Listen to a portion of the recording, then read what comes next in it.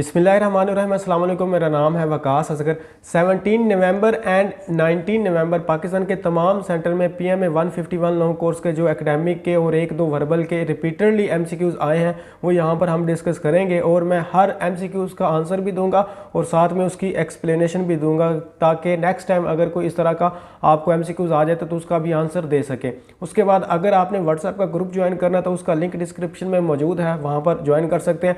और अगर आपने तमाम एक्सपीरियंस रोज़ाना डेली बेस पर सुनने होते हैं या कहीं से डाउनलोड करने होते हैं तो उसका लिंक भी आपको मेरे फेसबुक पेज का लिंक वो डिस्क्रिप्शन में मिल जाएगा। आप उस पेज को फॉलो करें तो आपको एक्सपीरियंसेस वगैरह भी मिलते रहेंगे। तो चलते हैं, आपकी तैयारी भी इस तरह अच्छी हो जाएगी तो पेज को लाजमी जो है ना वो आप फॉलो करें। उसके बाद जी सबसे पहला जैसे 101 से मैं स्टार्ट कर रहा हूँ, यानी कि पहले 100 एमसीक्यूज़ मैं करवा चुका हूँ आपको, वो दूसरी वीडियोस हैं 2-3 वो आप देख लें, वहाँ पर 30-30 एमसीक्यूज़ है और हर एमसीक्यूज़ का मैंने डिटेल से एक्सप्लेनेशन भी दी हुई है। तो अगर किसी का जवाब आता है तो इसका मतलब ये नहीं कि आपको सिर्फ उसका जवाब आता है, मैं उसके रिलेटेड और भी बहुत कुछ आपको बताऊँगा। Who signed Indus water treaty, Indus water से मुराद सिंध ताश माहिदा आप उर्दू में पढ़ते आ रहे हो और ये इस पर सिग्नेचर किसने किए थे और ये 147 में भी बार बार रिपीट हो रहा था और उसके बाद भी ये रिपीट होता रहा ये एमसीक्यूज़। तो अगर वैसे मैं इसका आपको बताऊं, अगर आपसे इंडस वाटर ट्रीटी का आ जाए जो ना हमारे पास ईयर आ जाए तो 1960 बनता है। और अगर ये पूछा जाए कि किसने सिग्नेचर किया तो पाकिस्तान की तरफ से जो प्रेसिडेंट थे तब अयूब खान थे तो उन्होंने इस पर सिग्नेचर किया था। अगर इंडिया के बारे में पूछा जाए तो वहाँ पर जवाहरलाल नेहरू थे, तो नेहरू यहाँ पर मैं लिख देता हूँ, तो वो उस वक्त पाकिस्तान इंडिया के प्राइम मिनिस्टर थे। तो इनके दरमियान जो ना ये मुआहदा हुआ था और 1960 में कराची में बैठकर इन्होंने ये जो ना सिग्नेचर किए थे। उसके बाद पाकिस्तान का जो पानी का इशू था वो काफ़ी हद तक सॉल्व हो चुका था। तो यहाँ पर हमने समझे 3 क्वेश्चन यहाँ पर किए, एक तो मैंने डेट बता दी, एक उनकी सिग्नेचर बता दी और एक आपको प्लेस बता दी। दूसरा जो है what is the profession of the Fatima Jinnah, Fatima Jinnah जो थी वो डेंटिस्ट थी, ये आपने इसका जो है ना प्रोफेशन याद रखना है। आरसीडी चेंज टू, अब ये किस में आरसीडी जी चेंज की गई थी, ये ईसीओ में चेंज की गई थी। आरसीडी का मतलब क्या, आरसीडी का मतलब है रीजनल कॉरपोरेशन फॉर डेवलपमेंट। ये एक पाकिस्तान, ईरान और टर्की की मदद से एक पाकिस्तान की इकोनॉमी वगैरह के हर कंट्री के इकोनॉमी को स्ट्रॉन्ग करने के लिए बनाई गई थी, लेकिन 1985 में आकर इसको जो है ना वो चेंज कर दिया गया था। ईसीओ में नया नाम इकोनॉमिक कोऑपरेशन ऑर्गेनाइजेशन रखा गया था। तो आपको पता होना चाहिए डेट और आपको पता होना चाहिए stand for economic cooperation organization, RCD, regional cooperation for development. अब आगा सही बुखारी वाज रिटन बाय, अब एक तो ये है कि ये सिंपल सी अभी इसका जो है ना ये इस बार ये आया इमाम बुखारी, यहाँ पर अगर लिखेंगे इसका राइट आंसर, लेकिन पिछली दफ़ा कल जो मैं एकेडमिक पढ़ रहा था उसमें यह भी लिखा हुआ था जो इमाम बुखारी थे उनका असल नाम क्या था। तो असल नाम भी आपको पता होना चाहिए, मोहम्मद इब्न इस्माइल जो है ना उनका असल नेम था। और एक दफ़ा एकेडमिक के कल या परसों वाले एकेडमिक में ये भी आया था इनकी डेट ऑफ बर्थ, यानी कि वो क्या, तो वो 144 AH है, यानी कि हिजरी का अगर मैं साल लिखूँ तो आप सल्लम की हिजरी के 194 साल बाद ये पैदा हुए थे। कहाँ पर पैदा हुए थे, उज़्बेकिस्तान में पैदा हुए थे। इनका टेंपल का है वो भी उज़्बेकिस्तान में टेंपल इनका मौजूद है, आपको टेंपल का भी पता होना चाहिए। अगर मैं आपको क्राइस्ट में बताऊं तो वो हमारे पास 810 AD आ जाता है, ठीक है, जो कि बन जाता है आई थिंक AD है या और मतलब इसको जो कि ईयर ऑफ लॉर्ड कहता है, क्रिश्चियन ईयर का जिसको हम साल कहते हैं। तो ये इस्लामिक कैलेंडर के हवाले से हिजरी का। तो इमाम बुखारी नाम आपने याद रखना है और आपने ये याद रखना है वो कहाँ पैदा हुए, उज़्बेकिस्तान में और बुखारा के इलाके में पैदा हुए थे, इसलिए बुखारी उनको कहा जाता है। और वो कब पैदा हुए थे, 194 हिजरी यानी कि 810 AD है आई थिंक। तो ये आपने याद रखना है। और उसके बाद इनका टेंपल भी वहीं पर मौजूद है।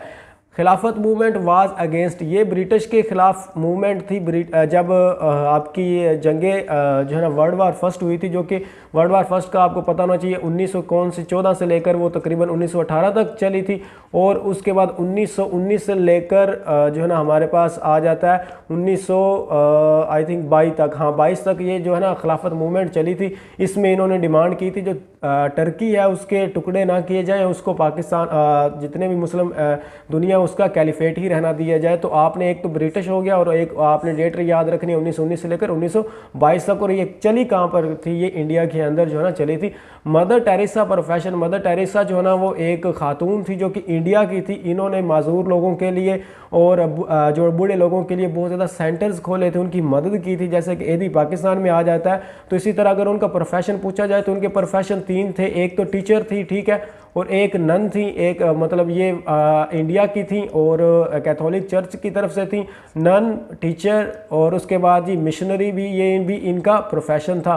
तो ये आपने तमाम जो है ना याद करके जाना है। स्पेल आप देख लीजिएगा, मुझे यहाँ इसके मिशनरी के स्पेल जो है ना भूल गए। इन अ बस, ये एकेडमिक वर्बल के in a bus of 30 passenger 2/3 are male, then how many females are in the bus. इसका मतलब ये है कि 30 पैसेंजर हैं, उनमें से जो 3 हिस्से करें 30 के, तो 2 हिस्से जो है ना वो हमारे पास मेल हैं।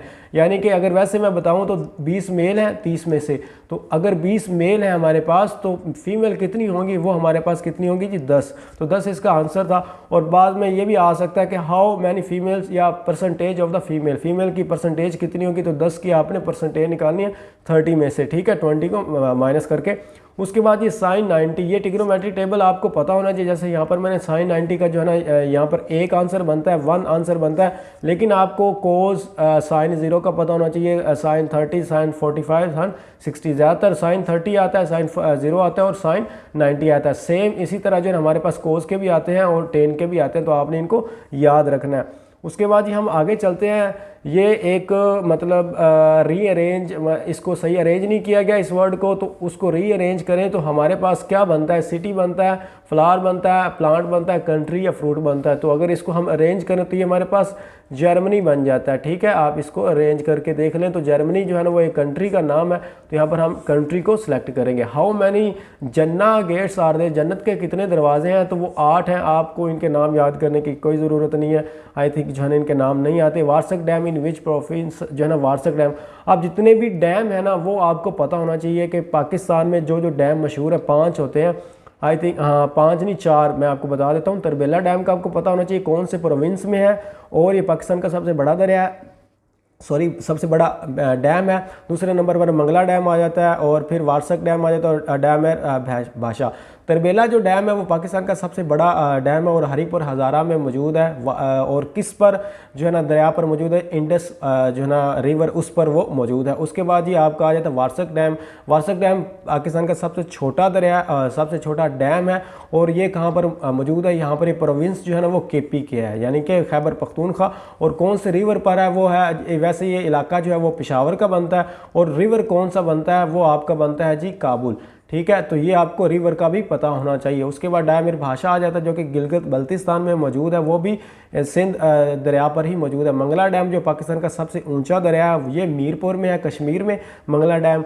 और ये जो है ना रिवर किस रिवर पर है ये मुझे भूल गया, तो झेलम रिवर पर ये मौजूद है।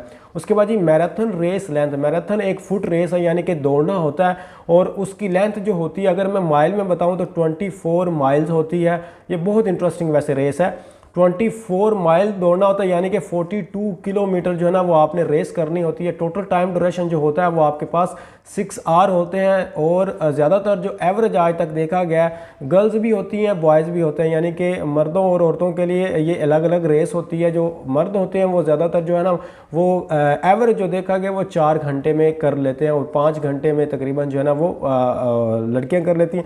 लेकिन अगर आपसे ये पूछा जाए कि सबसे कम जो आज तक हुई है रेस, वो एक बंदा था, उसने 2 घंटे में इसको मुकम्मल किया था, 42 किलोमीटर वो दौड़ा था, ठीक है। तो ये आपको ये पता होना चाहिए। और उसके बाद ये फाइंड द मीडियन, ये मैथ का क्वेश्चन है। मीडियन का भी आपको डिस्टेंस का फॉर्मूला आप पूछ सकते हैं, मिड का फॉर्मूला पूछ सकते हैं, एवरेज आ सकता है, कुछ भी आ सकता है। तो जो जो आता है मैं आपको साथ साथ बताता जाता हूँ। मीडियन को करने के लिए आपने इसको असेंडिंग ऑर्डर में तरतीब देना होता है, यानी कि सबसे पहले कौन सा आएगा, सबसे पहले छोटा, उससे बड़ा, फिर उससे बड़ा, उससे बड़ा। सबसे पहले हमारे पास 0 आएगा, उसके बाद दूसरे नंबर पर हमारे पास आएगा 3, तीसरे नंबर पर हमारे पास आएगा 7, और हमारे पास चौथे नंबर पर आएगा हमारे पास 9। अगर मैं इसको लिखूं 0 हो जाएगा, ठीक है, 3 हो जाएगा, और उसके बाद जी 7 हो जाएगा, और उसके बाद जी हमारे पास 9 आ जाएगा, और उसके बाद हमारे पास 13 हो जाएगा, और उसके बाद हमारे पास 54 हो जाएगा। तो इनमें से जो दरमियान वाला होता है ना वो आपका आंसर होता है। तो इसमें से देख लिए 2 यहाँ से छोड़ दें और 2 यहाँ से छोड़ दें। और इसी तरह 7 और 9 के दरमियान कौन सा आता है, 7 और 9 के 9 के दरमियान कौन सा आता है, वो आपका तकरीबन बनेगा 8। तो 8 यहाँ पर जो हमारा आंसर होगा, ठीक है।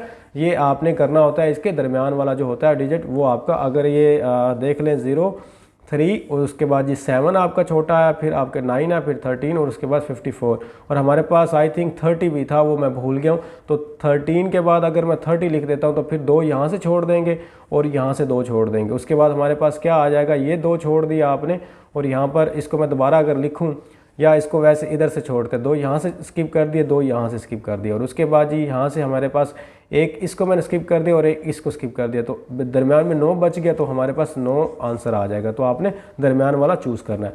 सूरा इन विच बिस्मिल्लाह कम्स 2 टाइम्स, कौन सी सूरत है बिस्मिल्लाह। अगर आपसे ये पूछा जाए, ये भी क्वेश्चन आया कि कुरान मजीद में टोटल कितनी सूरतों में बिस्मिल्लाह आती है, तो उसका आंसर था 113। अगर आपसे ये पूछा जाए कौन सी सूरत है जिसमें बिस्मिल्लाह नहीं है, तो वो सूरा तौबा, वो आपने लिख देना है। और अगर आपसे ये पूछा जाए कि कौन सी सूरत है जिसमें 2 दफ़ा बिस्मिल्लाह आई है, तो वो है अल-नमल, सूरा अल-नमल, तो वो आपने लिख देना है।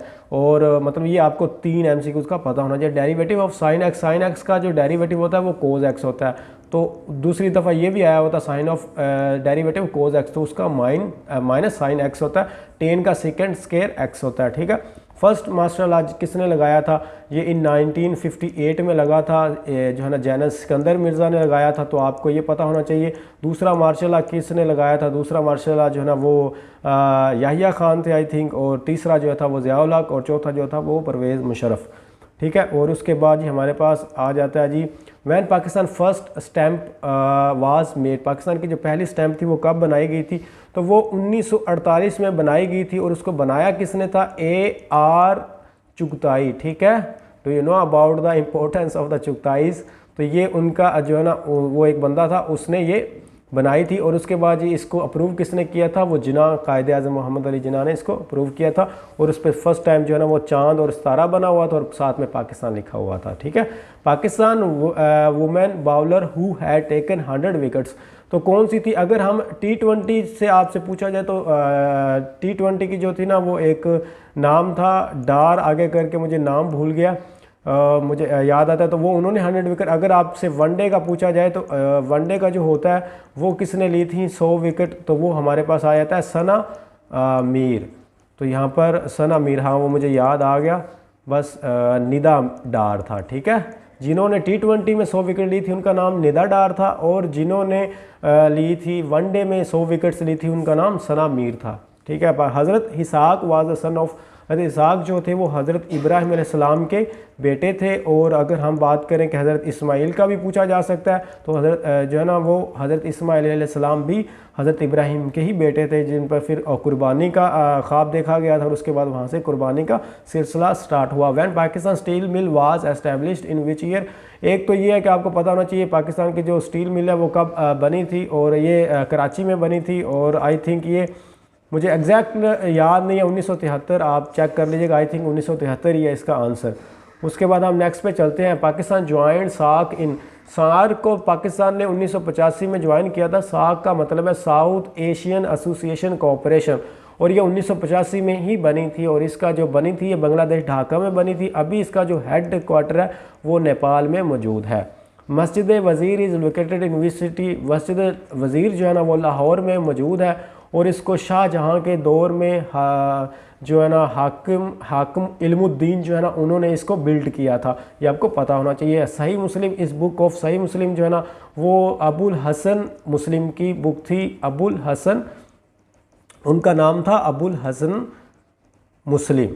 तो ये आपको जैसे सही बुखारी थी, ये साहिसिता कहते हैं 6 कुतब को। सिनोनिम ऑफ प्रेस्क्राइब बहुत दफ़ा रिपीट हो चुका है, इसका मतलब होता है ऑर्डर, ठीक है। ये हर दफ़ा ये सिनोनिम आ रहा है। तो आज के ये यहाँ तक क्वेश्चन थे और मज़ीद हम क्वेश्चन करते रहेंगे। अगर कोई बात पूछने वाली है पूछ सकते हो, अगर कोई आंसर गलत है तो आप कमेंट बॉक्स में दे दें, क्योंकि मैंने बहुत ज़्यादा चीज़ें याद की होती तो वो शफल हो सकती है आपस में। तो मुझे दीजिए इजाज़त, अल्लाह हाफिज़।